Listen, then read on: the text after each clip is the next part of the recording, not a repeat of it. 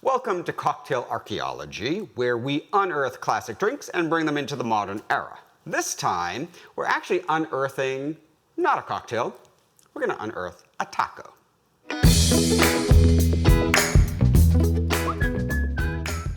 So when I was in Mexico City recently, I was at Bar Limantour, where they created a cocktail inspired by the al pastor taco. Now I'm going to tell you, I thought this was a horrible idea because it immediately brought visions of old El Paso taco seasoning sprinkled on the rim of a glass of margarita. That sounds horrible. Now, I will say that Benjamin Padron, the guy who created this cocktail, actually blew me away. All right, I was expecting the worst. I was expecting just trashy American tacos in a glass, and that sounds as bad as it is. I was blown away by this cocktail because tacos al pastor are all about pork being marinated in a ton of chilies and pineapple and fresh herbs and spices. And he channeled all of those flavors into a cocktail.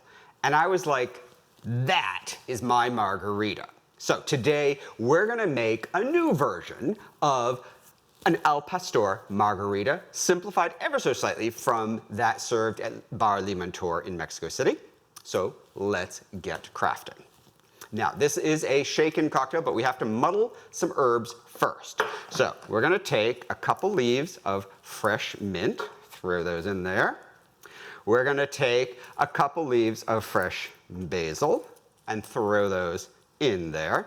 And then we're gonna take a couple sprigs of cilantro. I know, I have mutant cilantro, it came from my garden. It doesn't look like the normal cilantro you get at the grocery store. Use whatever you got, that's my mutant cilantro. And then we're gonna add about 1/4 of an ounce of agave or simple syrup. So when it's a tequila drink, I particularly like to use agave because that is where tequila comes from. But you can use simple syrup too, that's fine. And we're just gonna scrape that in there. That's good. Now we're gonna lightly muddle this. We just wanna release the flavors of all those herbs. We don't wanna bash it into oblivion. Little light bashing, muddling, there we go. Stir it around, some green goo, we're good. Now, the trick is always, of course, to leave the muddler in the shaker until you add some liquid, because otherwise when you take it out, there's all sorts of flavorful bits and pieces that are stuck on the muddler, and you don't want those on the muddler, you want them in your cocktail.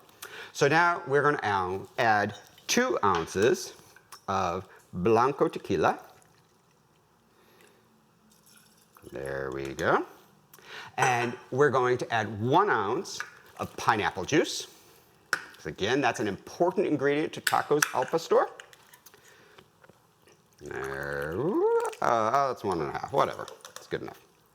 Okay, and then we're gonna add about 1/2 ounce of orange liqueur. We want lots of citrusy flavors in this margarita. Get that in there.